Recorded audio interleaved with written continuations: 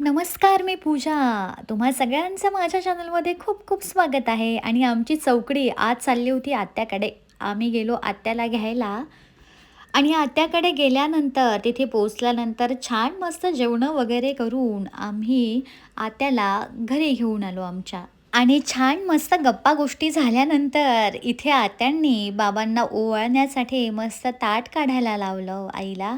आणि तुम्ही बघू शकता की यांचं भाऊबीज जेव्हा बघितली ना, ते डोळे असे भरून आलेत माझे.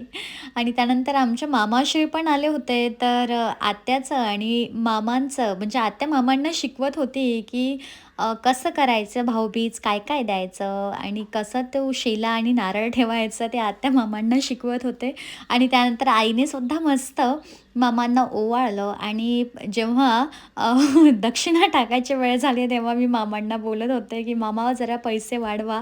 हे असं तसं सगळं झाल्यानंतर आमचं मग मामांनी जेवण केलं. मामा मुक्कामी होते आणि नंतर मग मामा मामाच्या घरासाठी निघाले. आणि सगळे आले की कसं एकदम मस्त गोकुळासारखं वाटतं ना. आणि जेव्हा जातात ना तेव्हा थोडं दुःख होतं. असं वाटतं का एवढ्या लवकर हे दिवस गेले असतील आणि सगळे असले की आमची एवढी मजा येते ना. आणि त्यानंतर हा दादा आहे आणि हा सुद्धा भाऊबीज करायला आला होता. दादा, वहिनी आणि त्यांचे हे चिरंजीव आणि यांनी पण ताईंनी पण यांची छानपैकी मस्त भाऊबीज अशी केली. आणि हे झाल्यानंतर आम्ही थोडे रात्री फटाके फोडलेत. मी तर अशा प्रकारे आमची भाऊबीज फार आनंदामध्ये गेली. आणि परत भेटूया एका मस्त नव्या व्हिडिओमध्ये. तोपर्यंत बाय.